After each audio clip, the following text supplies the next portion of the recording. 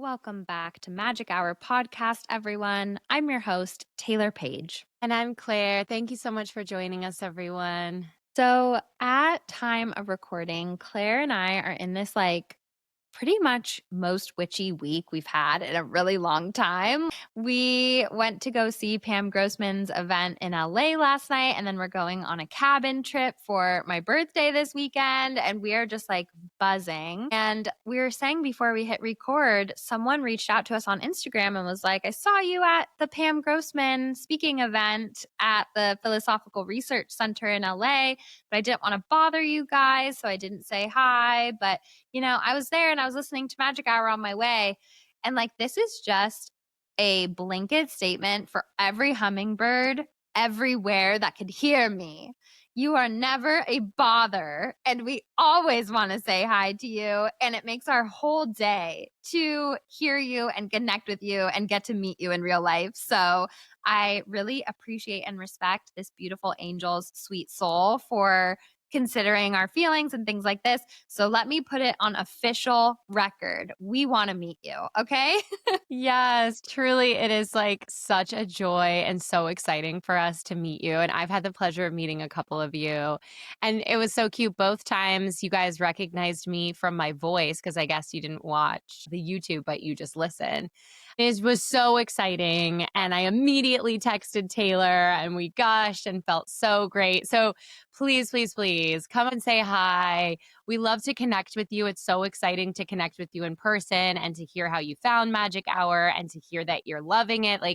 That's why we're doing this, is to build this community with you guys. And so hearing that it's impacting you, nothing is better than that. So please come say hi. And yeah, we love you so much. Hearing from you is our drug. So give us our fix. No, I'm just joking. We need our fix. Yeah, we need our fix. So another reason I'm on a high this week, and sadly Claire couldn't be there for this, but she's heard all about it, is our coven did its Samhain ritual at Tori's house. One of our coven members who's been a guest of 228 and 118, Tori Feldman of Sacred Ancestry. And she led us through a little ancestral meditation, and we had an altar. And then what was really exciting and beautiful was that it was my first time outside of a school setting practicing platform evidential mediumship, which basically means standing in front of a group and connecting to spirit and giving messages and then kind of moving on to the next person. And I'm so comfortable at this point with one-on-one readings with people. And it was just a completely different energy and experience. And I went for over an hour and made quite a few contacts. And it just made me feel so excited because I think sometimes on our spiritual development journey, intuitive and psychic medium development journey, we don't realize that subconsciously we're testing ourselves. And since spring equinox, I set the intention for the coven. I said on Samhain, I'm going to demonstrate mediumship for you guys. I said that in the beginning. And even as I said that, a part of me was like, will I really do that? Will I really feel confident doing that? Time will tell. And then the moment came and I was like, no. If I don't just push myself out of my comfort zone, and what's the worst that can happen? I get a bunch of no's around my coven who loves me and is not judging me. When will I ever do this thing that I feel really called to do? And it ended up being so special and so magical and so affirming and just made me really feel yeah, I'm ready to keep developing platform. Yeah. I mean, obviously, I was so gutted that I couldn't make it, but just hearing from the other ladies, their experiences, they clearly were so blown away and really felt connected to the messages you came through and the people you connected with. It's just such a beautiful example of how when we go after what we want, even when it's scary, we gain so much from that experience. And we gain confidence, we gain the proof that we can do it, we gain experience. And it's been such a joy getting to watch you do that over and over again throughout our friendship and through your path with angel readings and now mediumship. Over and over again, you took that leap and you said, I feel the call for this and I want to do it and I'm terrified, but I'm going to do it anyway. And it's just so cool to get to see you on the other side of those moments. Last night, connecting with you and hearing about it. you were buzzing. Like I could tell that it was this new level that you had stepped into. And, we really don't get to go to those new levels unless we take the initiative and we take the leap. It's just, you never lose by doing that. Even if the experience feels like, oh, I didn't get what I was hoping for, like you just never lose by taking those leaps. Yeah, thank you. It was so special. And I think with intuitive development of any kind, you never really feel ready. And this probably translates to a lot of new skills and taking leaps of faith. Like, you never feel 100% ready. And especially with something like intuitive development that is so subtle and you're your own instrument and you're just completely in like silence and it's just you and the people expecting to hear specific things from you. Sometimes that is excellent fodder for the inner critic voice to just pop off about, which, we talk about ad nauseum on Magic Hour and in my mentorship program. But I just realized like before every major leap I've had in my mediumship and angelic intuitive development and even astrology journey, I've never really felt ready. My nervous system never really felt ready. And a bigger part of my higher self pushed me out of the nest before I felt ready. And like, it's so cliche, but until you're pushed out of the nest, you don't even realize you have wings. Yeah. And something that came to me as you were talking is like part of how we get ready is in the doing. So if we're just sitting constantly thinking about like, oh, I want to be ready to do this next thing, it's like, but the process of becoming ready is the doing of it. And so, of course, you don't feel ready until you take that leap. It's part of getting there is the actual path of doing it. So true. And the other kind of cool thing about Tori's house was she is a ancestral healer. Like that is her area of mastery and expertise. And so she has like ancestral altars all over with like a lot of really old, sacred, specific pieces of the altar that had to do with specific ancestors that she could place.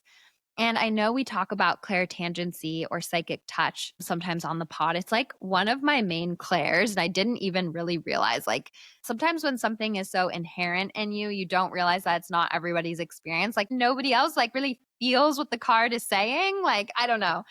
I definitely don't. Now I understand, like I was saying on a previous episode, like in the dating world, I couldn't even hold hands with people. It was too intimate for me. Like I would rather kiss them than hold their hand because I didn't like feeling what they were feeling by holding their hand. And now I understand palm readers like on a whole other level too. And so when I was at the Samhain gathering, we created an ancestral altar and I brought like a photo of my mom and Ari's dad. And it was really interesting because I touched some of the items.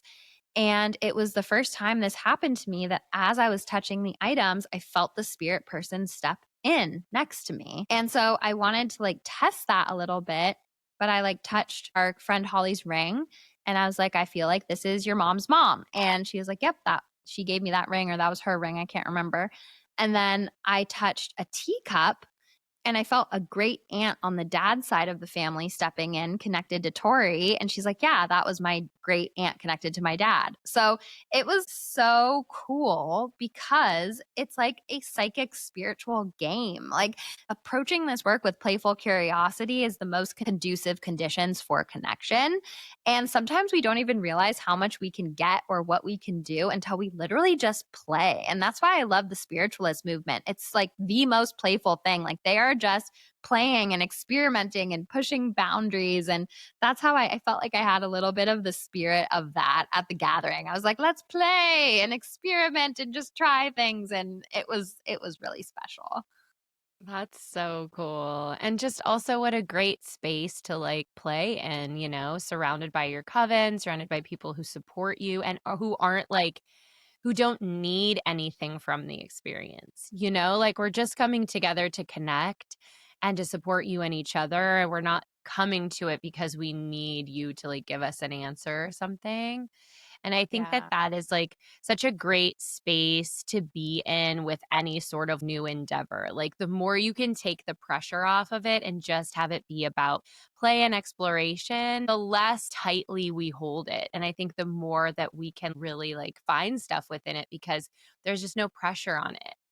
Yeah, it's like the more tension, attachment to outcome, control, it takes you out of the magic. It takes you out of the present. It's like trying to manufacture something instead of flowing with what wants to come through. And that in all areas, that always creates clunkiness. Yeah, it's like when we're results oriented, I think we really can kind of cut the magic off at the source. But when we're simply in the experience to have, playful curiosity with it, then we're open to whatever could unfold, whatever could come out of it.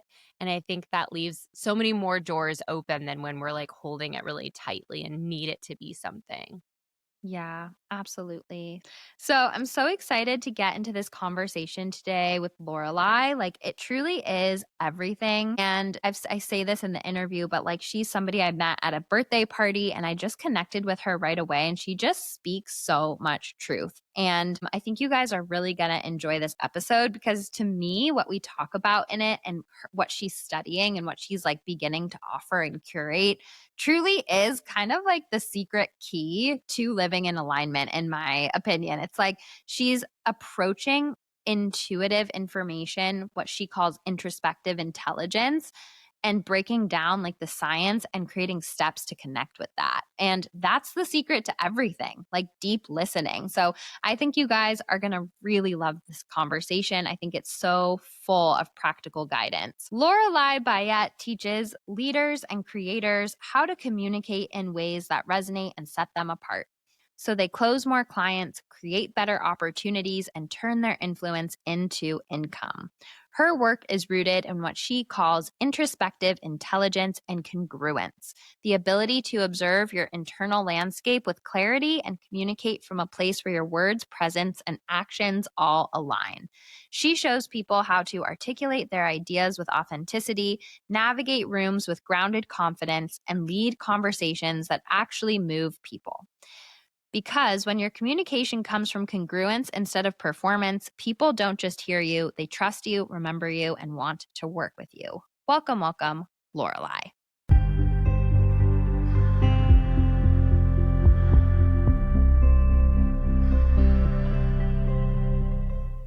Lorelei, welcome to Magic Hour. So happy to have you here today.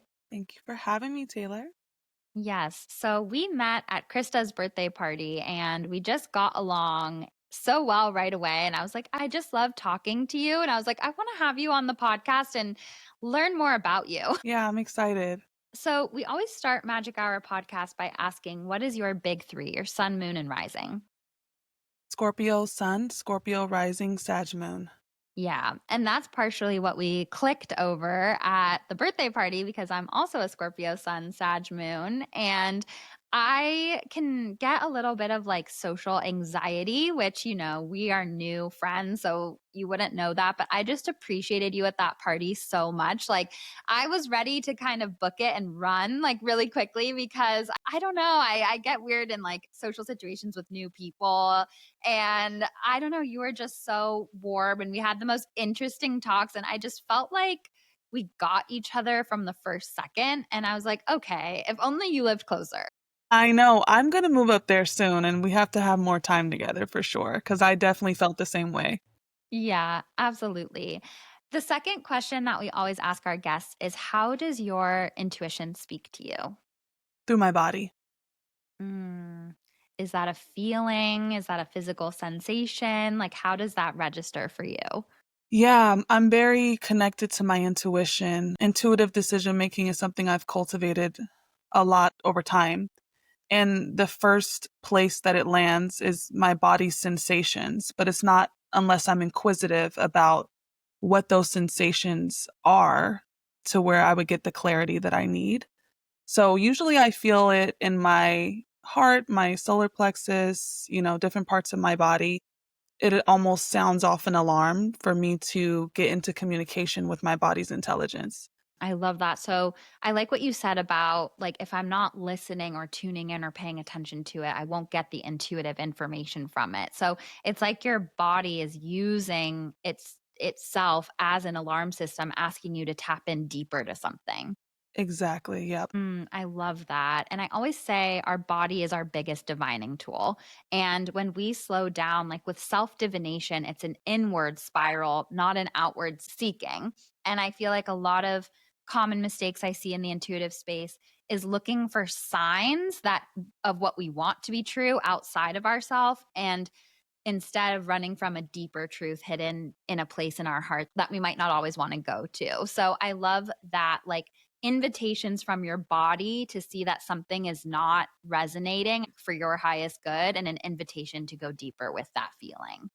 Yes, we're kind of like instruments, right? When we walk into a room or even when we're with ourself, there we're either in dissonance or resonance. We're either in coherence or incoherence. And Yeah. when we slow down to pay attention, because our somatic intelligence precedes our intellectual mind in a lot of ways, it could pick up on things. Then we make even more accurate decisions. We're able to guide ourselves. I mean, that's really, I have spent a lot of time demystifying the like intuition and the mystical over the last decade. It started off so mystical, and now I'm like, oh, this is actually really grounded in, our biology and our somatic intelligence and our neuroception and et cetera.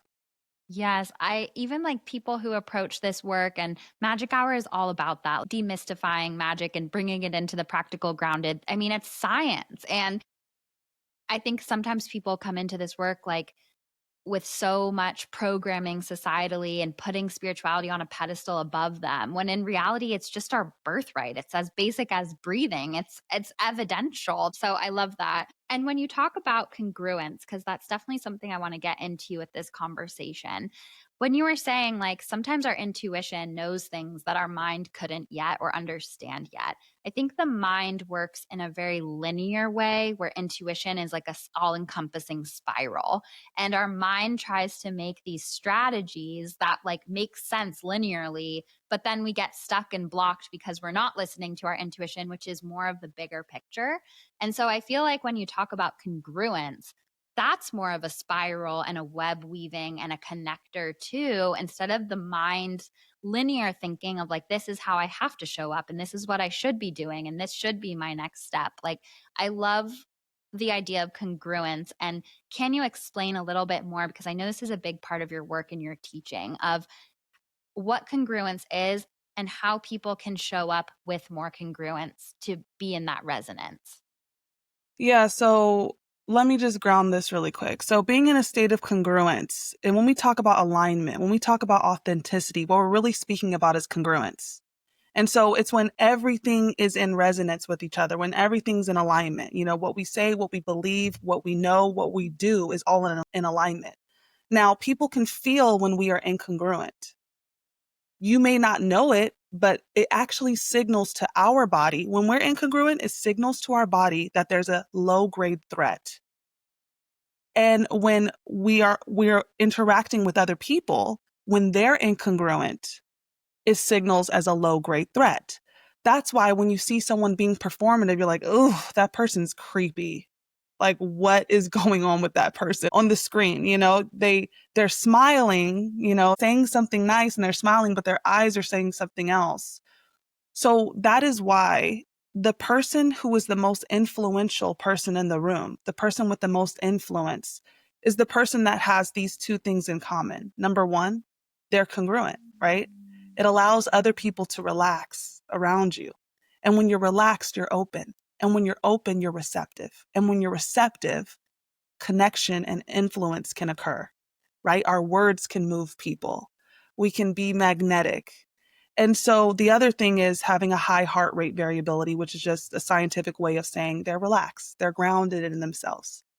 And so my work has a lot to do with how women lead, decide, connect, and create. From what place are you doing that from? And are you doing that from congruence? Because when everything's lined up, then the path reveals itself. It's obvious. We call this manifestation. We call this luck, but it's actually a consequence of our congruence in action. That's so powerful. And I love that because we hear alignment, we hear the word alignment a lot in the spiritual spaces. And I think congruence is such a helpful substitution for the word alignment because it's more rooted in what's in our power to control and shift and heal so that we can move into a new state instead of almost this passivity of waiting for the universe to help us align. So I love what you said about congruence. And I feel like when I was incongruent and how that signals to the body a threat, I think it contributes to autoimmune stuff. And, 80% of autoimmune is women in United States. And I have autoimmune stuff. And I've also had PCOS and really bad periods like my entire life. And I remember when I was in Incongruence and I was like healing the witch wound and on my healing path, but there was one relationship in my life that I was giving my power away to, that I was in fight or flight around, and was not congruent with my authentic higher self that I knew I really was. And the day that I stood up to that person and said no more was the first day that I didn't get period pains when I started my period. And I think that when we're in that incongruent state, and you said it signals stress and like fight or flight and danger to the body, it is so connected to the nervous system too, because we're like constantly walking on eggshells. Yep, exactly. You nailed it. Yeah. Our body goes into danger. It's exhausting. It's stressful. When someone is constantly exhausted, when they're in shutdown, when they're stressed out, it's exactly what you said. They're not in their power. And what gives us our power? A lot of my work and my research is in clarity. How can we be congruent if we are not clear? So clarity and confusion signals to the body. Your body is like, I don't feel safe in this relationship. And yet you're overperforming so that the relationship works, right? And when we don't stop, that's what so many people want to cultivate their intuition. But are you really listening? Completely agree. And sometimes things that used to be in congruence with us, we heal and grow and evolve, and they're no longer a match either. Like there have been professional projects or ways of showing up that were very congruent for that version of self. But would you agree that it's always moving and shifting as we do? Yeah, it's a present micro moment practice. It's the ability to recall your energy to the present moment, be in your body and in the environment at the same time, and use the signals that you're receiving as indications for how to move through your life. It's a conversation that you're having with your body at all times. It's a way of doing life. It's a way of communicating. When I help people master communication, it's not just through how they articulate, it's also the communication that they're having with their body, the communication that they're transmitting with their energetic state. There's so many different forms of communication, even our presentation, right? All forms of communication. That makes so much sense. And so, for people who are like on the entrepreneurship journey, our spiritual entrepreneurs, which there are a lot of in this community, what do you recommend to just entrepreneurs? Let's start in general that you work with, showing up online with congruency So that they can what? What's the goal? so that they can attract the right clients, opportunities. I know you talk a lot about like not showing up performatively, but showing up authentically and from the heart. And how can they get in touch with their own heart in ways so they can share and not get lost in the sea of regurgitation that we see? That word right there is I was thinking about this the other day. Well, not the other day, like a couple years ago, but it feels like the other day. And I'm going to go on tangents because I'm neurodivergent and that's what we do. But what elements does a movement have? So resonance means that we're moving someone. So if someone creates a movement, right? What compels a movement? And I started thinking about that quite literally. And one of the things is that they all have a shared adversary. And I had to ask myself, as someone who is really, really connected to one of my core values is embodiment, what is the adversary of that? And it's the word that you just said, regurgitation, copycat, not embodied. So, yeah, how do we stop regurgitating? Well, number one, I'm developing a framework right now called introspective intelligence. And you move through these gates so that you can get clear, essentially observing your internal landscape, being able to extract the meaning with accuracy and integrate that into aligned action, which is what we're talking about right now. But in that, one of the things we have to do is to be more connected to our own signals than we are to the noise. If you are consistently picking up on everybody else's thoughts and ideas and noise, how do you know what's your own? Number one. And number two, if you desire to be a thought leader, are you spending time with your thoughts? Are you spending time in introspection? Are you developing your frameworks? Or are you spending more time in other people's noise? That's the first part. You know, if it's noisy, I'm going to start being unclear about what my message is and who I am and what I want to do. I mean, that's too much information for us to be able to digest. So that's a starting point. If you're going to be a vessel for change, if you're going to be a clear vessel for your message, then that's what you need to be in contact with more than others. Yes. So that's a starting point. Yeah. And that's so powerful because we live in this world and it comes back to the nervous system, like we were talking about before, too, where when you're in incongruence, there's this signal of fear and not being rooted in like safety in the heart. And so that comes back to this frenzied state of seeking externally. So I love introspective intelligence. That's just so like, this is what I mean about I love talking to you because the way you put things just cuts right to the heart. And that's a Sag Moon thing, baby. That part. And what you're saying is so in alignment with why I teach the things that I teach. When you have cultivated introspective intelligence, your words cut through the noise, your actions cut through the noise, everything cuts through the noise. Because clarity, it's a clarity process. When we talk about intuition, we can't not talk about it without clarity. When we talk about power, we can't talk about it without clarity. When we talk about our destiny and our outcomes, we can't talk about it without clarity. And that's what introspective intelligence does. It allows us to move, speak, lead, connect, communicate from clarity, which means we're in our power and it cuts through everything. So even when people speak, you're like, oh, yes, that hit me because it's clear. Yeah. In the spiritual spaces, there's a tendency towards vagueness. And that is getting in the way of you generating the income, the impact, and the influence that you are looking for.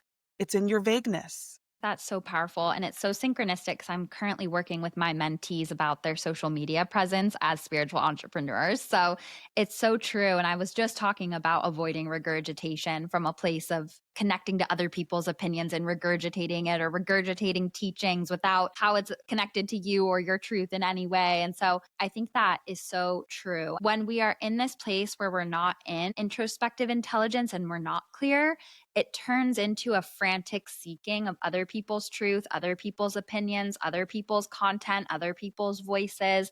And we're inundated with that what to think, what to want, what to believe. And I think that there's a deep wound in the collective feminine unconscious around desire.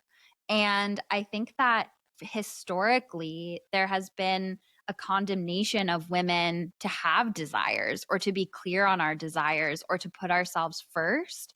I always say self sacrifice to me is the purposeful ignoring of intuition. And I think it's been very expected of feminine energy historically to self sacrifice, especially mothers.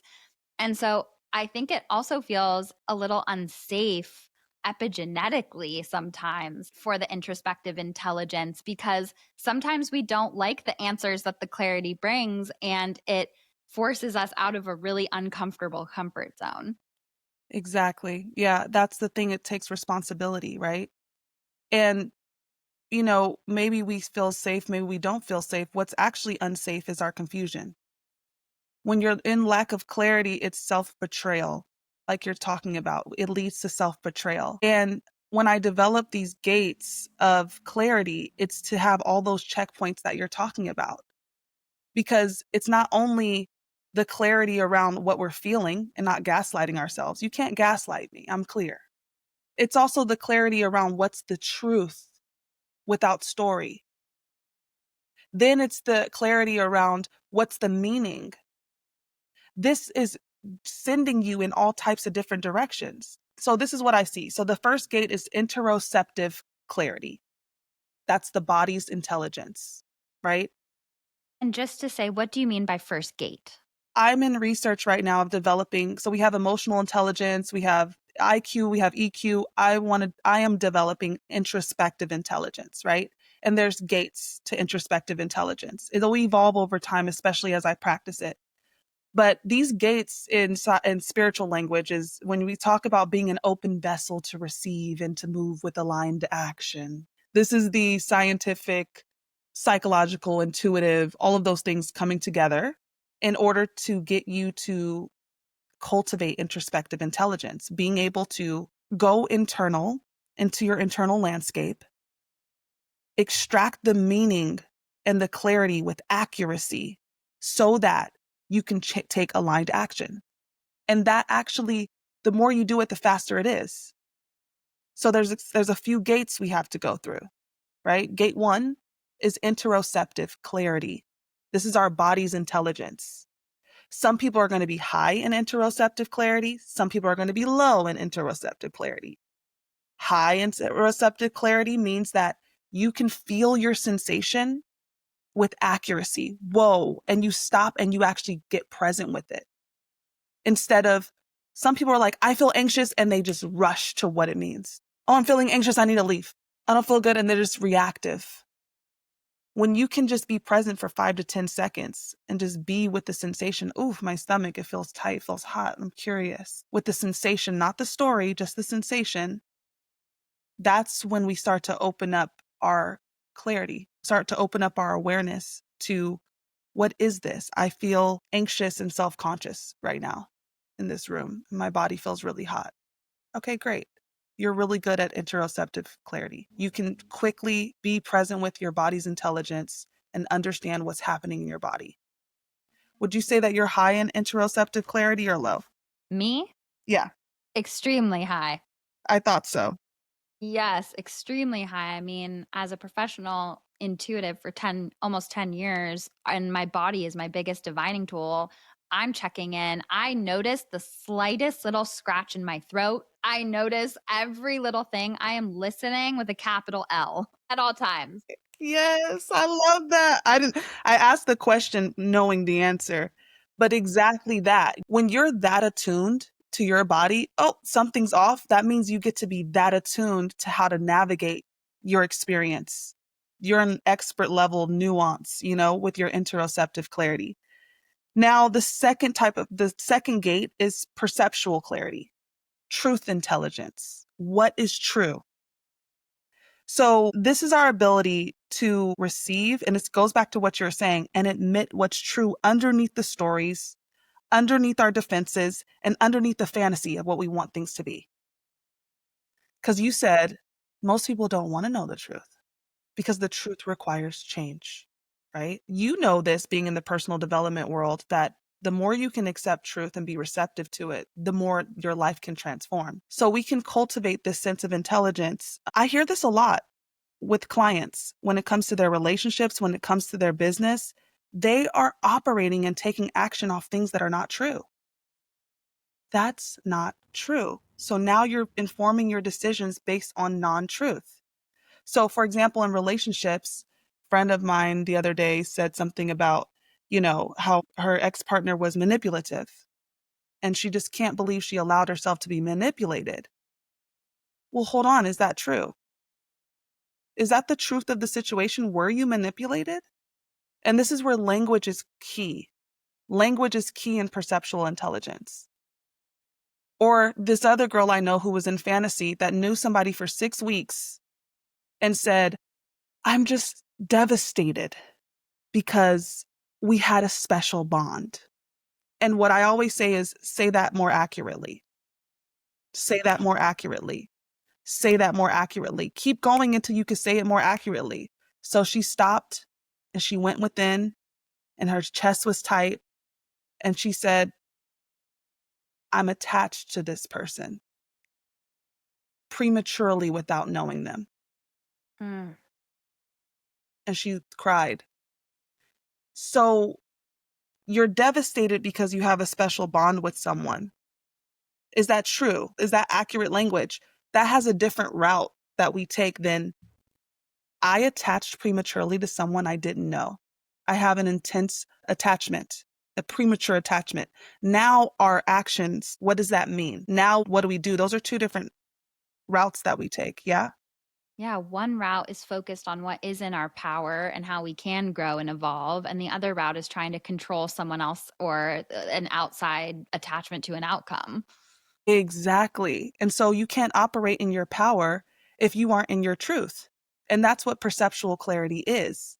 It's operating from the truth and asking yourself, number one, checking your language. That's huge. Oh my gosh. People will say, I'm just devastated. Are you devastated? Maybe you are, but are you devastated? Let's pick the accurate language because I've seen people in sadness and depression because their language wasn't accurate. Yeah. Simply because their language wasn't accurate. When we say it more accurately, the next question is, if I wasn't afraid of what this truth would require me to do, what would I admit? Yeah. So if you're getting stuck in one of these gates, the next part doesn't work because the next gate is cognitive clarity. This is the meaning that we give something. This person didn't call, that means that I'm unworthy. You see it all the time. If then thinking, I call it out as one of our biggest pitfalls as a humankind. Yeah, if then thinking, catastrophic thinking, defensive thinking, there's all these things that come up that we make meaning. And this is how we're carving out our destiny. This isn't sexy. It's easier to be like, okay, let me get in tune, get in alignment, and manifest my reality. That is not a predictive sequence that can actually move us into clear, congruent, coherent action, clear, congruent, coherent identity, clear, congruent, coherent communication. We're still left, it's still not as empowering when we look at it that way. Yeah. I think this is so powerful. When you said confusion is actually the dangerous part, that just like made my soul leave my body for a second. I was like, that is just so true. And also the rewinding to that ultimate radical honesty with yourself, where without that, if you're not radically honest, who will be? If it's not you, to you. And I see this all the time. And I loved that practical tool of just saying, say it more accurately, say it more accurately, say it more accurately.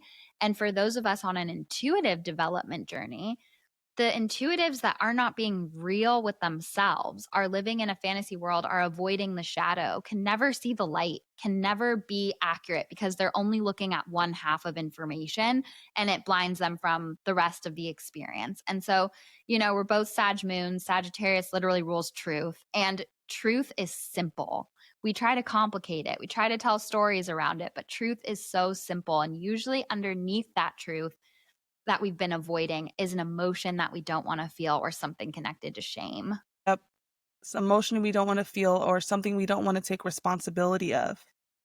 Because if I admit that this person is not showing up in the way that makes me feel good, then that means that, and not with any story about it. Oh, they don't like me and if they really loved me, oh my goodness.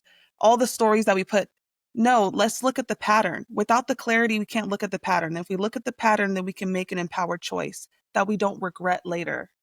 Think about the consequences of this, the consequences of being unclear, the consequences of not operating in truth is that you build a life that's incongruent. And then you say, well, I'm just going to either, bulldoze my way through this, or that's just the way that life is, or I'm going to try to manifest some new circumstances without working with the mechanics of, I forgot who said this, but I love it. And it's really the core of the work that I do. A goal is not a place to get to, it's a place to come from. From what place are you thinking from? From what place are you deciding from? And if that's off, then the whole trajectory is off. Yes. So true and so powerful. And so, how actually did you say everything you wanted to say about the clarity part of it, the fourth gate? So, cognitive clarity is the ability to name something accurately. So, once you have sensed that something is true, it's about finding the precise language of it And then once it's true, now you can extract the meaning and make decisions from it. You can write your piece of content from it. Now, this sounds complicated, but it's not. It's like emotional intelligence. Sure, if I told you everything about emotional intelligence, you'd be like, oh my God, that sounds like I'm never going to master it. No, once you get these gates down, they move fluidly. You can be in high intelligence in each of these areas, and your vessel is clear. You're speaking fluidly. You can relax in the present moment, right? And then the last one is embodied clarity. It's just when now that I know, now that I feel I'm in truth and I know, now it's time to walk in it. Because I will not get the fruit or the result of that truth unless I integrate and embody it. Yes. And I love what you're saying so much because it's not about some happily ever after fantasy story that we're trying to grasp onto or reach. It's about making the changes to come from authenticity, power, joy, and truth in the present moment, and that being the happily ever after and everything radiating from that. So I think that's so powerful. And the example that you shared of the client or friend that you were talking to that was like, I felt so attached to that person. Then you're like, tell me more accurately. And that's such a relatable example. I think so many people have been there. And what I see in my field is then that creates a false narrative or a wound around trusting ourself and trusting our intuition, when in reality, we're mistaking attachment to outcome and seeking out signs and projecting meanings onto signs as intuition instead of that first gate that you were talking about of connecting down to what is really your intuition, which is your body's warning signs. And if those weren't going off in some way, you wouldn't be desperately seeking signs and answers anyway, because it all really is from deep down. And so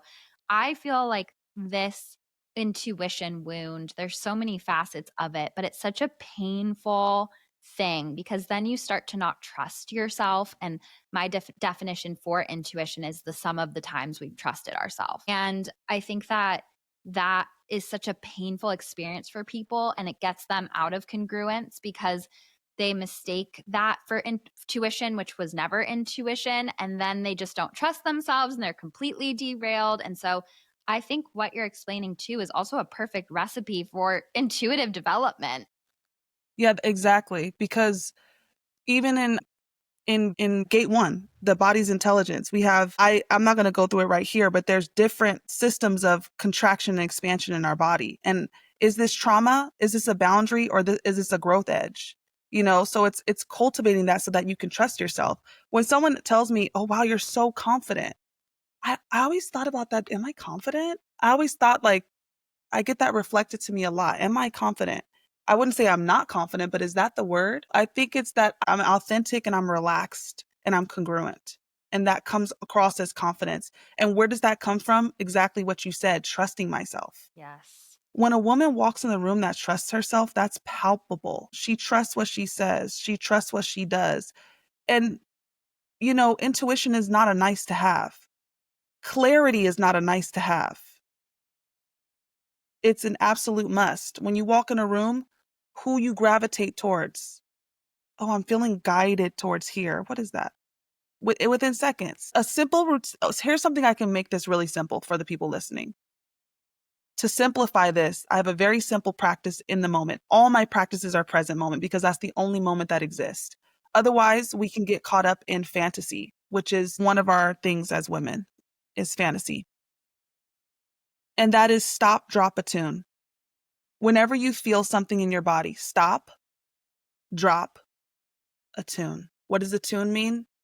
Get present with and suspend the mind. Suspend the mind, release it, get present with it. Don't try to get a meaning, actually. It's actually the opposite of trying to, what does this feeling mean? No, you're getting in the way. It's actually, what if I just got into a state of allowing? I could be talking to you right now, Taylor, and have a sensation in my body and be present with it. And that's all that it requires, because in the being present with it, meaning will start to arise and it'll be conducting you. But now I'm so good at it. It's just like, da, da, da, da, da, da, da. No one knows that I'm like having, I'm going through these gates like rather quickly in my body. Stop, drop, a tune.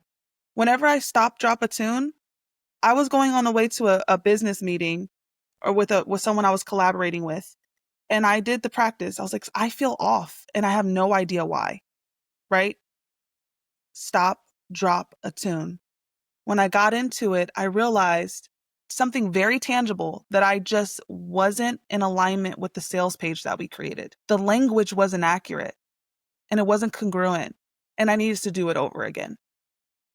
And so I went to the call and we discussed it, and it gave us the feeling in your body that, oh my God, you're right. And we did it, and we had a very successful launch. If I would have just been like, oh, I don't feel right, and I would have just, that's what we do in our life. I don't feel good, and we just start blundering through life without any kind of introspection. Mm-hmm. Stop, drop, a tune is so powerful. And I think we are so used to talking, constant noise, talking to the universe. And what this introspective intelligence method really says to me, too, is the path of a master listener. And even when we drop in, stop, drop, a tune, but it's trying to demand an answer or attach to an outcome or have it look a certain way, that's more talking and less listening. And the path of the oracle, the path of the intuitive is one of heart listening. That's really what it is being a better listener than a talker.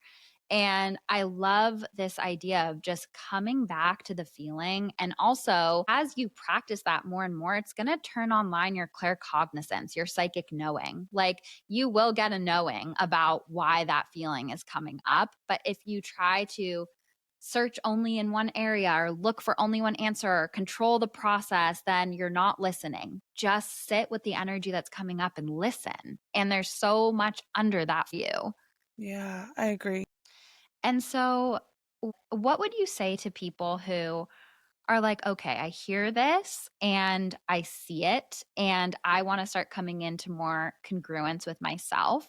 And what if they're in like a family situation or a work environment where there's like constant triggers to their congruence? How do they navigate those moments? And I know the stop, drop, a tune is like, I mean, that applies to everything. It's so powerful. But apart from stop, drop, a tune, when there's people in your life that aren't the easiest to navigate away from, that are super incongruent, how do you handle that? So clarity is very sobering.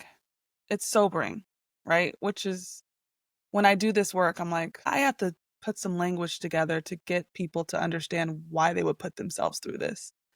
But I say that to say that the more comfortable you are with your truth, the clearer you are. You don't have to control other people. You don't need them to be any type of way.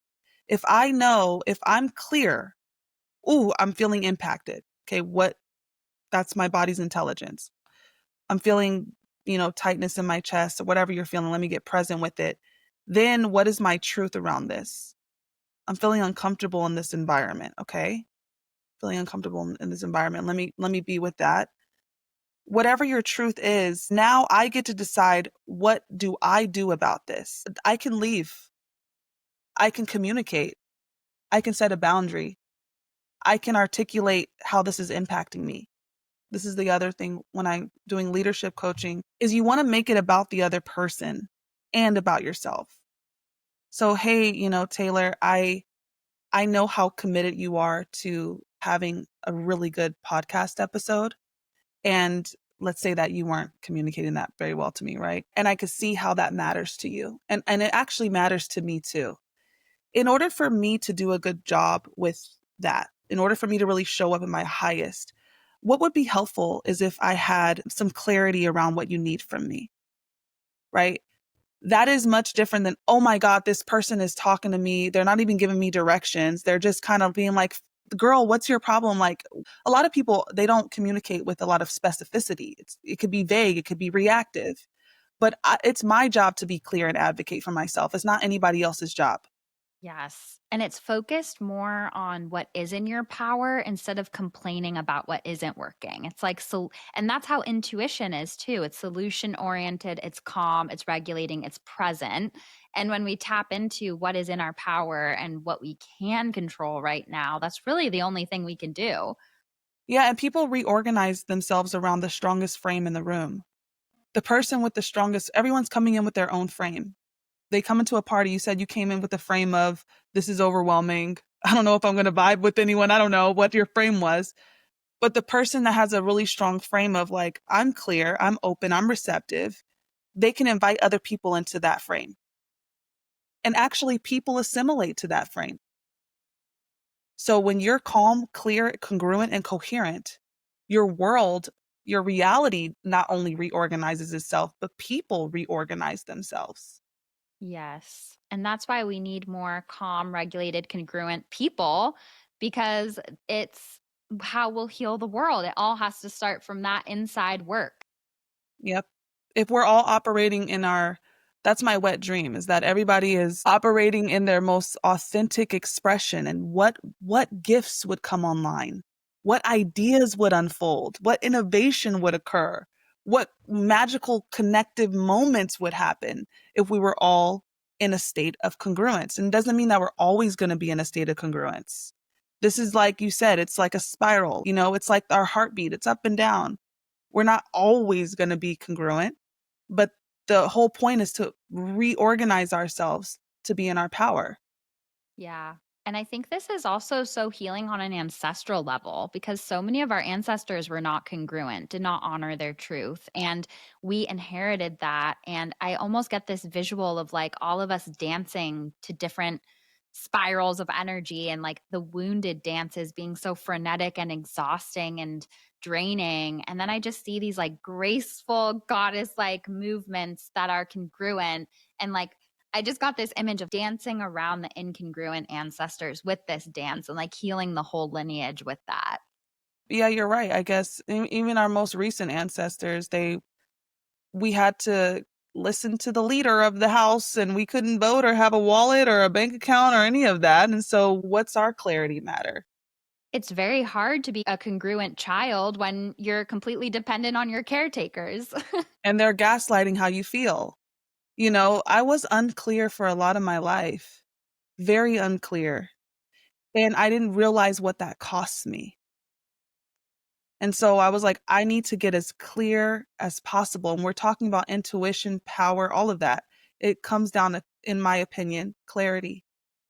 Yeah, I think that's so important. It goes back to what you said about the confusion is the dangerous part. And I do think that there's a slight layer to the clarity that sometimes the clarity is everything will fall into place when it's meant to. Like sometimes the clarity, and I don't think you mean it this way, let me know, isn't like I know exactly what to do at all times and exactly what's coming. Sometimes the clarity is I'm feeling really anxious in the unknown. I see how this is bringing up some triggers for me around XYZ thing. And this is what I can do in this moment. And that's my clarity. It doesn't mean you're always in control. It means you're clear on what you can do and what's out of your control.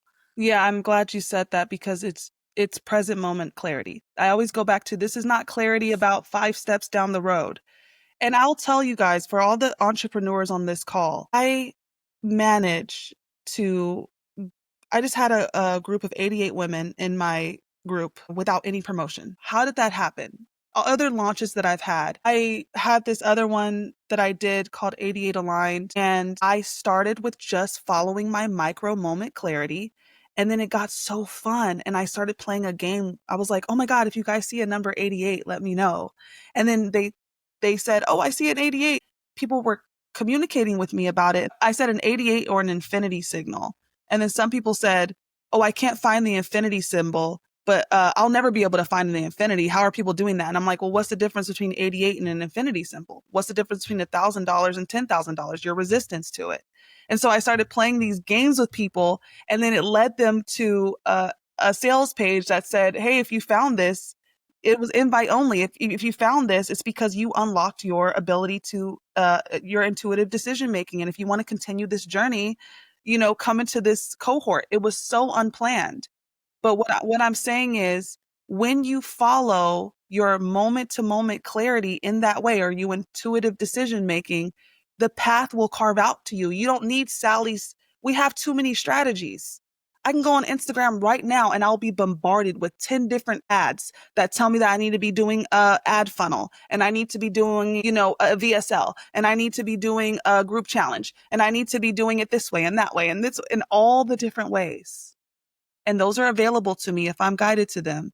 But what would happen if I let my first strategy be my present moment clarity? And what would happen if I only followed that?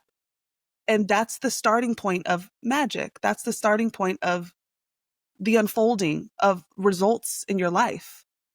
Yeah. I was just telling my mentees this story because, like I was saying, we're on the week of my mentorship program about like being the oracle in business and how it can be so tempting to try to reconstruct other people's models and plans and outsource that truth to what's already been done. It's already been done. And when I was starting out in this, like I have a big love of nail art. My nails aren't super crazy right now, but I love nail art. Wait, do we both have chrome Cat's nail? eye? Cat's eye? Yes, of course. We both have cat's eye nail polish. So I was, normally if you're like trying to get clients and this and that, there's a million ways to do that. My business took off largely because of my love of nail art. I had a nail art lady that I went to and she was into spiritual stuff and I would talk to her about it. And then that led to me reading for her and her other roommate. And then they did nail art for a lot of big influencers and like celebrities. And they threw a party at their house where I gave angel readings. And then they did nail art inspired on the messages that came through. And it was like, Love it that. was amazing. And then those influencers shouted me out and then I got more referrals and it created, but that wasn't me like trying to make things happen. It was me doing what I already loved, being open and authentic, and that leading to things that my mind could have never planned. Absolutely. That is the first strategy right there. That's co-creation. That's why, in my early 20s, I used manifestation. Then after that, I was like, that word does not resonate. It's really co-creation. Now it's just clarity for me. It's evolved over time. Yeah. And we don't have to talk about this if you don't want to, but you said that you were neurodivergent. And I'm wondering if there's a part of that that almost makes you feel the literal vibration of words. Like it's hard to explain, but I feel like I might be on this spectrum a tiny bit where if someone says something to me and it's not quite right, like it rattles my brain in this way where I can't let it stand and I have to say it. Like if they say a word that isn't exactly what that word means or something like that, I can feel the disharmony of that and it rattles me. And I'm wondering if that is part of like your gift as well, because I think it's a gift. Yeah, there's a lot of things that come with being neurodivergent, but I will say I think it's just when your body is always attuned to the sensations, that's what I mean by resonance or dissonance, right? When people are saying these words or their body signals aren't matching their words and things, I think you're just an attuned vessel that has a low tolerance for dissonance. Some people have a very, being on the internet nowadays in the last year specifically, I'm like, the tolerance for dissonance is incredible, incredible that you can sit with that much dissonance and be like, yep, I'm on board with that. Yeah, you're on board because you're so unclear and you have a high tolerance for dissonance. You have a low tolerance for dissonance. So it's like, ooh, that feels, again, whether you can pick up on it or not, our body will get stressed out with confusion. Yeah, and it's so true. Like cognitive dissonance is one of the most dangerous forces on planet Earth. It allows humans to do atrocious things, even though they claim to have some moral, righteous high ground. And it's like, it's really interesting because I'm listening to this book on tape called Sleepfoot right now. And it's about like Salem witch trials and that time period and how these like righteous Puritans preaching like the love of God are also doing these horrible things to these women. And it's like such a dangerous, everything we're talking about here in this work is so important because in this modern day and age, like the group think and the regurgitation and the cognitive dissonance, it has very real effects on our land, our community members. It's so destructive. And it's, I think, what makes humans very dangerous. I agree. Yeah, and especially in certain, like in some religious institutions, it can lose its purity, I guess, for a lack of better term, or its intention, its original intention or design, when we convolute it with power dynamics and they weaponize that cognitive dissonance. If I can get you to accept at a very young age, you know, things that are incongruent, then I'm training you to not have to understand. You don't need to understand, you just need to obey, right? And I love what Sadhguru said, and I can't find this freaking video because I watched it maybe 10 years ago. They were talking about terrorism at the time. And he said, all a terrorist is this, any terrorist. He said, when you teach someone some kind of ideology without teaching them knowledge of self, then they become terrorists. And when you see all the destruction and the violence in what people are saying, everyday people are advocating for, it's because they don't have that knowledge of self, that introspection, that deep knowing, that discernment, that low tolerance for dissonance. That's exactly what I was going to say next, is that cognitive dissonance means a disconnect from self. There's only one truth. There can't be two truths. I mean, two things can be true at once in more of like a layered way of navigating situations. But when it comes to clarity and our inner truth and our heart listening, like cognitive dissonance stems from being disconnected from the ugly or painful or hurtful or traumatic things within ourselves that we don't want to look at or that we're disconnected from. And I think that's like such a collective lesson that we're seeing right now. And I think the world genuinely needs your work in such a deep way, because this is one of the thought patterns that is so destructive in this modern day and age. And we're so disconnected from the truth of our body in that first gate. I always say, listen to the whispers so it doesn't have to turn into a scream. Like, we're taking caffeine when we're tired, we're ignoring our gut, we're, doing anything we can to just stay in this mental, cerebral, busy, frenetic state. And I think that coming back into the truth of our body, like the body never lies. Yeah, and being able to interpret that with accuracy, which are the other gates, because then we can see our participation in our success and in our own suffering. I've sat in groups, I was at a women's circle, and there were a couple girls like, I'm so anxious and I don't know what to do. And I was just like, wow, you actually do know what to do. One micro moment at a time. What if, instead of trying to get rid of your anxiety, instead of trying to do mindset work around your fear, right? Because that's another thing. Well, what are you fearful about? Well, let's change that fear. You shouldn't be fearful around that. Or even let's investigate. What if we just got present with it and got into communication with it, and then allow it to instruct us? It's just data. It's all just data and neutral information that we can collect in order to move different in the world. We never have to be disempowered in that way. And that's really what it is, coming back to your power over and over and over again. Yeah. And that is true power. You can't be in your power if you're not connected to your truth. You're in what everyone else wants from you and what the world wants from you and what you think you should be doing. So I think that's so powerful. And I also want to say, back to just this super villain cognitive dissonance that we're seeing on like a big scale, I also think it's so interesting how in almost like every film, TV, story in the media, there's this common narrative of the ends justify the means. And I think that we see this a lot in these ideologies that are really dangerous right now. And the ends justify the means, to me, is the perfect encapsulation of incongruence. It's like, no, the ends don't justify the means. Like, what horrible thing are you doing right now in the name of a ideal that does not match what you're doing? Yeah, that's just to say, like, the how doesn't matter. Well, actually, the frequency that you operate from informs the outcome. So if you got there from incongruence, from violence, from distortion, from whatever it is, then it's going to create more of that, which is why we see the results that we see.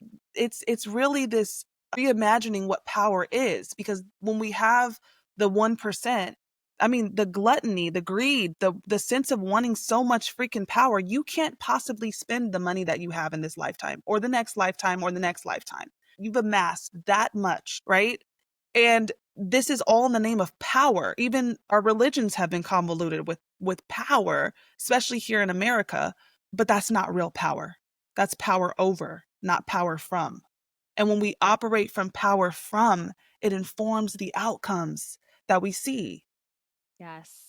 I always say miracles and control cannot coexist. And then someone commented on that post on Threads or something. I barely ever use Threads, and was like, then what is leadership? I was like, leadership is not control. It's acting from congruence and that inspiring more congruence from the people witnessing that. And I think that this is so important because people are also letting this dangerous incongruence, like they'll be like, I know XYZ leader is doing bad things, but I also identify with this or that. But it's like, you're saying it. You're saying that's such an example of incongruence. Like, if you're supporting somebody doing evil things, what does that make you? And you're, even the people like cheering on billionaires and like worshiping billionaires, it's like you're so much closer to the working class than you'll ever be to a billionaire. And how is there congruence there with you identifying from a fantasy land of like supporting billionaires instead of coming back to the radical, harsh truth, like we were talking about, the clarity of I most likely will not be a billionaire in this life. I can let that fantasy go and actually like, try to ground into policies and leadership that will serve who I really am, not the fantasy of who I wish I was. And that's because there's a lot of black and white thinking. When you go into introspective intelligence, it requires nuance, and nuance is sexy. Like when you walk in a room and you can speak to something new, nuance that, oh wow, I'd never thought about it like that before. You create these moments of resonance and connection, and you spark minds. That's what thought leadership is. But when you just result to black and white thinking, all or nothing, this or that, bad or good, then that means that you don't see the totality of someone. And if you don't see the totality of them, like, yes, they're saying, oh, yeah, they did that bad thing, but I'm committed to the fact that they're good because my identity is aligned with with something about this person. And because my identity, when you say something bad about it, I must commit to this. And that's, again, lack of introspection, lack of knowledge of self, lack of nuance. You're in black and white thinking, and people do this in relationships too. I've seen it. They're in black and white thinking with their partner. They can't see the whole person. That this works on the flip side too. So they just go, I'm going to stay in this relationship. It's possible that this person's a good person and that they mean well and that they are a vibe and you like them and you're enjoying them, and they don't have the capacity to meet your needs, and they're inconsistent with their behaviors, and you're not a priority in this moment. And so now what do we do with that information if we can look at it in its totality? Yeah. Yeah. It's so true. It's so true. And I think this pattern that you're calling out right now and putting language to. I love how you said nuance is sexy. You've dropped so many things that I'm like, that's a quote for the episode. I could just talk to you all day about this because it's so important and so necessary. And I resonate with it on such a capital R letter resonance. So thank you so much for sharing all of this nuance with our community. It's so needed. And I think it's really empowering for them to hear this too, because it might put language to subtle concepts that they could feel, but helps them hold it in a more concrete way. So, where can they find you? Where can they find me? Right now, you can just find me on Instagram. I'm not very active. I'm in the lab doing, my research for introspective intelligence. But you can DM me if you have any questions about anything. DM me on there. I will be, creating a new community. I have a community called House of Influence. I will be bringing it back. But right now, I'm in research and development. But I also am still in community. So just message me on there if you'd like to know more, or you have a specific question, or even if you want to share what this brought up for you, because that's also a part of my research too, is, talking to people and hearing their thoughts and what it sparked for them. So Amazing. And did you say your handle? We'll link it below as well. yeah, Loralei Bayette. It's Loralei, B as in boy, Ayette. Loralei Bayette, my name. Perfect. I know that a lot of people are going to want to talk to you about this because it's so juicy. And thank you so, so much for sharing your time and your wisdom with us. Yes, thank you for having me.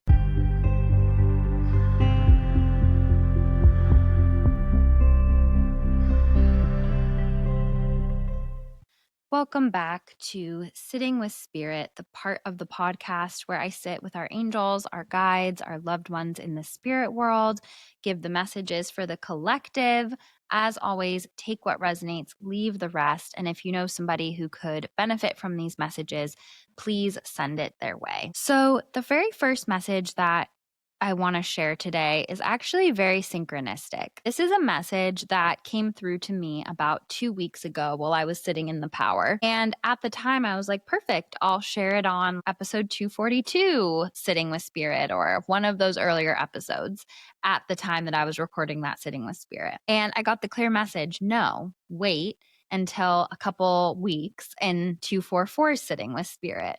And I was like, that's so weird. Why would I be getting this message?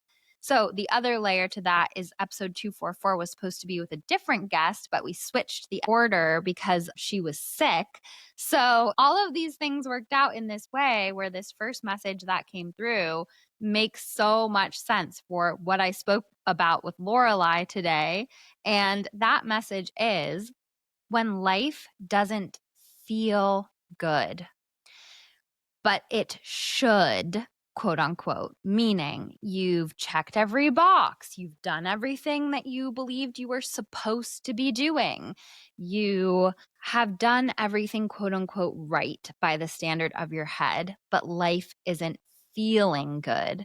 That means that we are disconnected with our heart. We are going down a path that's trying to prove something, trying to live in accordance with our expectations of others, people pleasing, societal expectations. We're doing everything we think we should do instead of what our embodied experience is telling us. And a surefire way to know that you're in this pattern is when you can't pinpoint one thing, but life isn't feeling aligned. It isn't feeling good.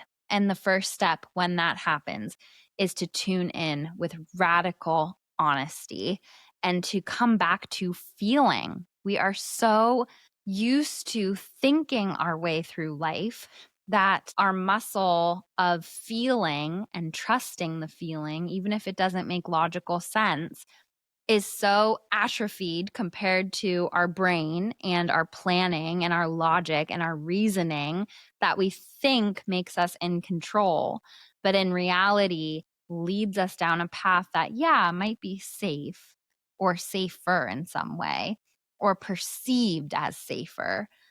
But how does it actually feel? So that was so synchronistic to me that I waited to share this because it's so in alignment with introspective intelligence and how we can know we're disconnected from that introspective intelligence, as we were talking about today, is when we've hit all the milestones, we've done all the things, but it doesn't feel right. That shows that we're in the practice of not listening to ourselves. We are in the practice of pushing down our truth, our emotional experiences, and trying to push forward with who we're telling ourselves we should be. So come back to the feeling muscle, come back to the heart muscle, come back to listening to yourself. It is the path that leads you to a life that feels good.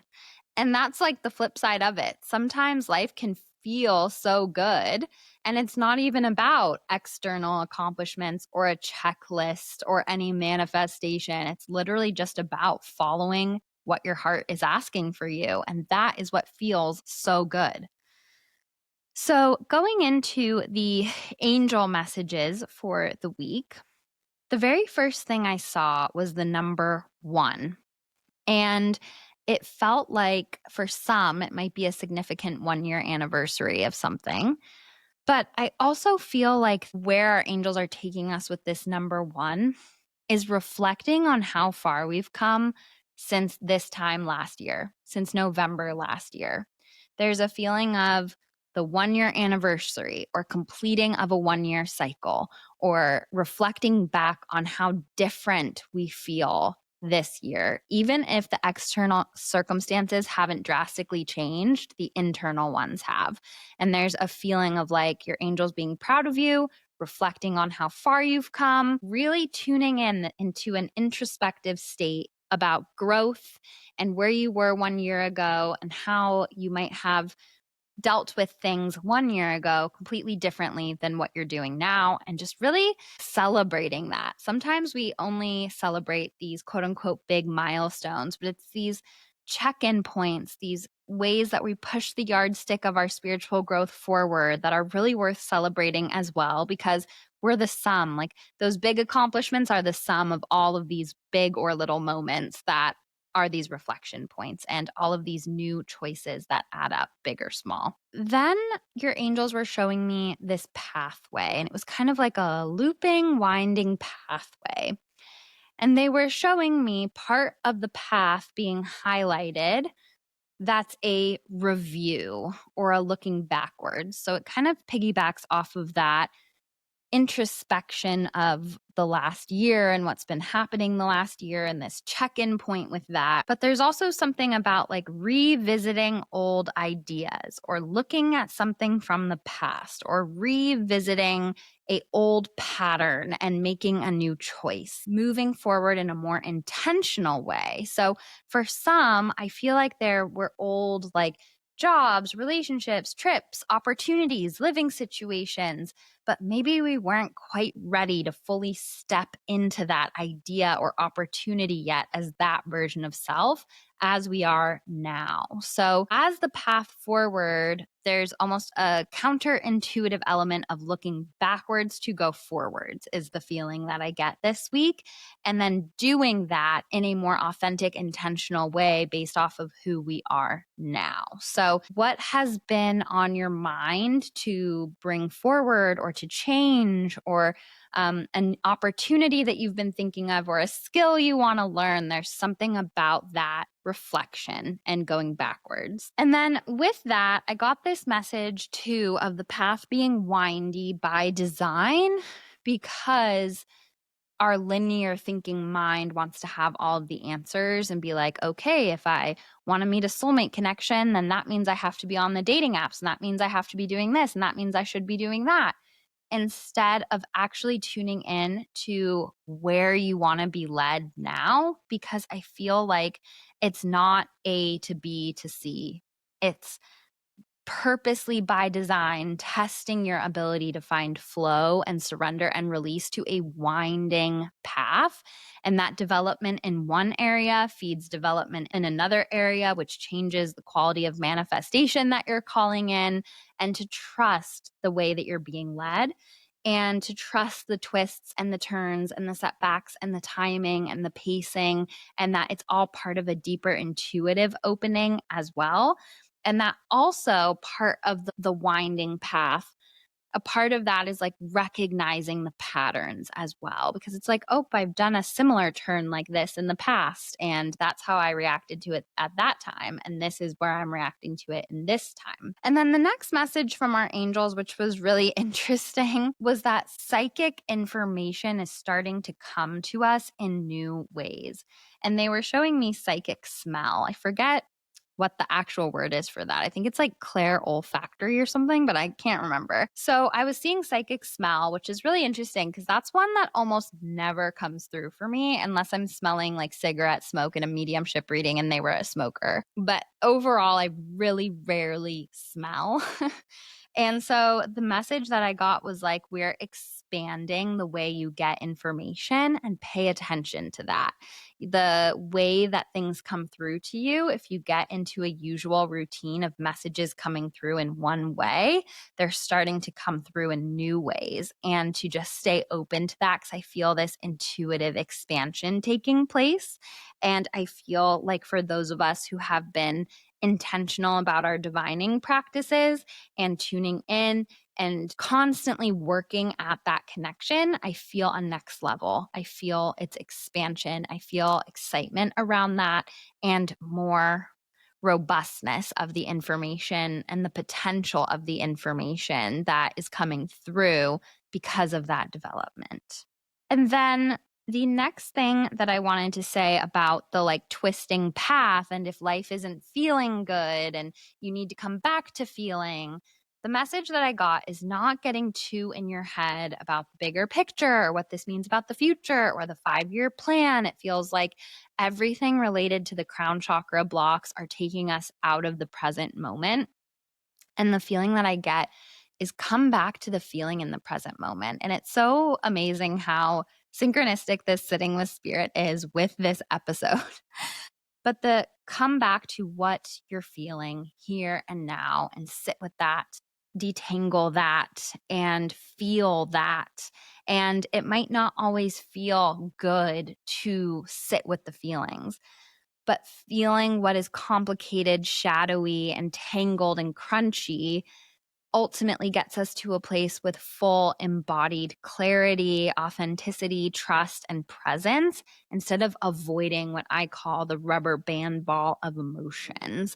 And the longer you ignore your emotions, the bigger of a tangled rubber band ball you have. And it just starts with focusing on one little part of the rubber band ball and then another, and just giving yourself grace. A message that's been coming through so much is like, take the amount of rest and spaciousness that you think that you need and multiply it by 3, because we need so much more time to just feel and sit and be than we give ourselves credit for, and that we even give ourselves permission for or feel safe to take. So come back to what is feeling aligned to the body.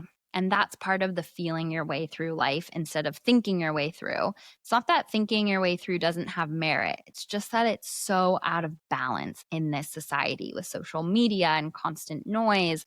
What is your body feeling? I was just in a reading yesterday where this was really relevant. And my client, was doing all the things right and taking care of herself and had an elaborate morning routine and all of these things. And her angels were just like, but that's not what your body is telling you that it needs. That's what your head is telling you that your body needs. So it would be akin to someone in your life telling you what you feel and what you need and what you should do instead of you listening to your body.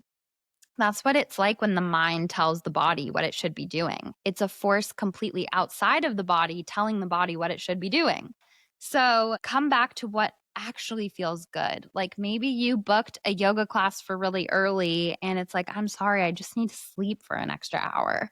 Maybe you need to turn off your phone after 6 p.m. Like, I don't know what it is, but come back to what is actually being asked of the physical body, present moment to present moment. Like sometimes we can so over structure. It's like we have our meals planned for the whole day and we're just like setting in these routines, and it disconnects us from the present moment and what our body is actually asking for. And that's a recipe to actually be an inner child trigger, because it's like, where am I not feeling in control of my own life? Where am I not feeling heard? Where am I feeling silenced? Where am I pushing down my truth?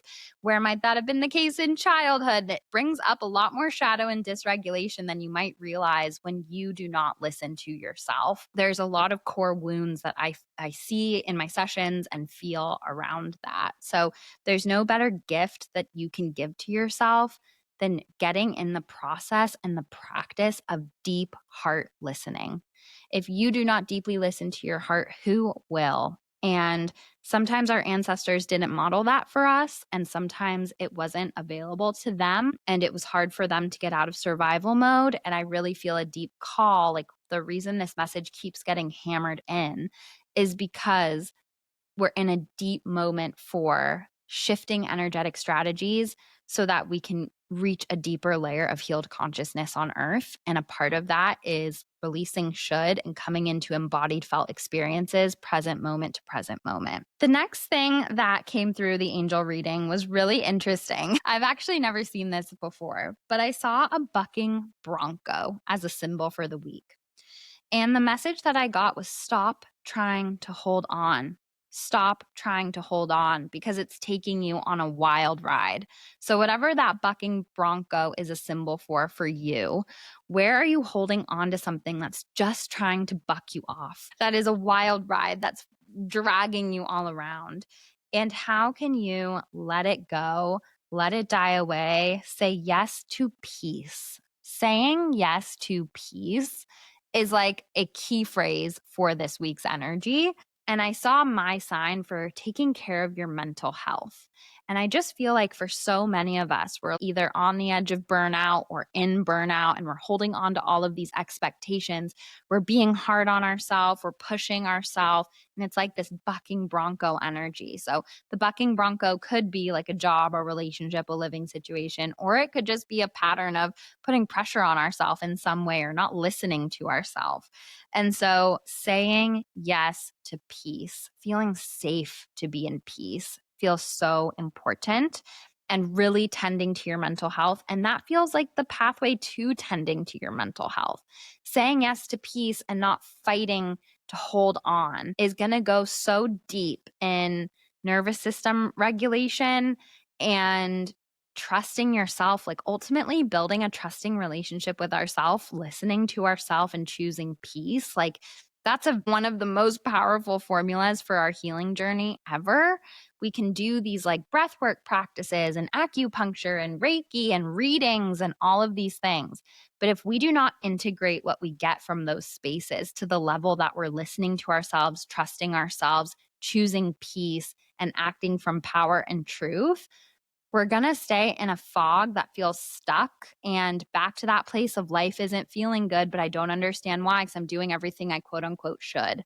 So part of that bucking bronco energy that wants to come through is like really just radically listening. And I think this episode is so helpful for that. So going into the mediumship now, I had a gentleman in the spirit world, and he was showing me that he was obsessed with like UFOs and space and aliens, extraterrestrials. And he showed me that he never really felt like he could share that passion. I was getting this feeling from him of like him working in the automotive industry. I felt like he was some sort of mechanic or even a car salesman. This message this week isn't really about you guys placing this person, although you might. It's more of like a message for the collective through this person. I don't know if he would have been connected to one of you guys. So he was less focused on the evidence about who he was. But I get this feeling of like he worked in the automotive industry in some capacity, but his true passion and obsession was UFOs and extraterrestrials. And he made me feel like he came from a closed-minded family with really strong ideas about the world, right and wrong, et cetera, et cetera. And for that reason, he was so afraid of being called crazy that he just totally repressed his interests and his calling. It was really like a calling to go deeper into exploring this work. And he said, your obsessions are there for a reason. They are connected to your purpose. And truly, we came here to authentically embody this slice of consciousness. And when we are denying what we love, when we are denying what we want to learn more about, when we are denying what we're quote unquote obsessed with, we are denying ourselves. We are not allowing ourselves to show up authentically. We're prioritizing other people's judgment of us over our lived experience. And I know so many in this community are afraid of like sharing about their intuition, sharing about their interests. The witch wound is coming up in that process. And when we listen to that on a deep level, we're telling ourselves, I don't matter as much as other people's opinion of me matters. And so this spirit person is really saying, these heart callings, soul callings, passion projects, ideas, things we want to learn more about, all of these things are not accidental. They are tied to our purpose. And it's like a bonus part of that it's not widely received in, the zeitgeist or in the regular public, because that forces our soul to learn some lessons to embrace it. And denying your truth is denying yourself. And denying yourself is a dead end frequency. Where do you go from there? How do you grow from there? And so I also feel like there's a message here about part of the next wave of human evolution being to erase shame, because we try to shame each other so much. We avoid feeling shame in any way, and then that keeps us from actually being authentic. And shame to me feels like a way of being that we are evolving out of, because it points to ego really running the show. And as we wake up and grow and do the work on ourselves, the more we can say, F you to shame. Like, I literally, in the image of the like witch on the stake, the fire is the shame. The fire that burns the witch is shame. And I feel like there's just this sense of, let's erase shame. And it starts by us not feeling ashamed to claim our passions, our obsessions, our desires, our interests, and our full truth.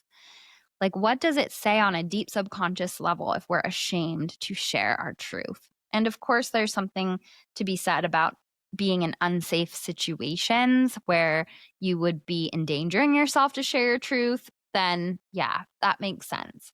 But in situations where we're not in any physical danger, physical harm, fully embracing our truth. There's also a layer to this of not everybody deserves like a deep dive on everything about you, and that's fine. Like, for example, if people ask me what I do and I just do not feel like explaining it to someone new, I'll just say I'm a writer, but that's not from the vibration of feeling ashamed of what I do. So there's a subtle difference there. Like, and you can feel that for yourself. Are you hiding, or are you just choosing who to share with? And that's very different.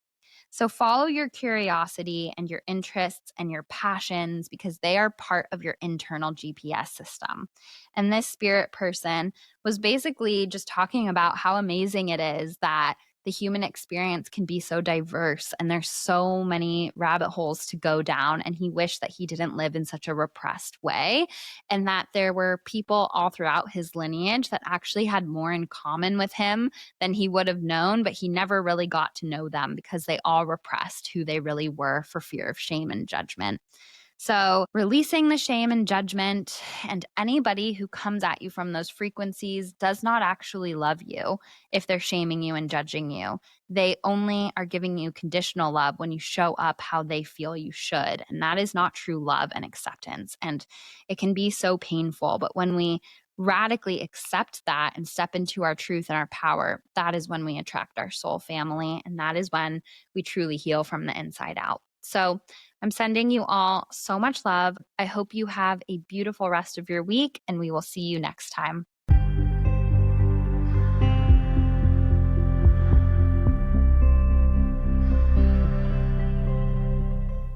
Thank you so much for tuning into this episode of Magic Hour Podcast. We are so happy you're here. I absolutely love to connect with you all on Instagram at angels_and_amethyst. I love to get your thoughts on each episode, and I get so excited to get your emails to contact@magichourpod.com. Make sure you're subscribing to Magic Hour so you never miss a new episode in your inbox. We have so many amazing guests right around the corner. As always, please make sure to send your 5-star reviews on Apple Podcasts and Spotify to contact@magichourpod.com, and we'll enter you into an angel reading giveaway with me, which is just my favorite thing, to get to connect with the Hummingbird community in that way. You get a bonus entry if you also send a screenshot of your YouTube subscription, and also a screenshot of sharing us on your story and tagging us at Magic Hour Podcast on Instagram. The next giveaway will happen when we hit 288 5-star reviews on Spotify and Apple Podcasts. We so appreciate you sharing the podcast with other magical people, and it really helps us keep this project alive. To learn more about me, my work, to book a reading with me, to take a workshop, please visit angelsandamethyst.com. And remember, you are magic.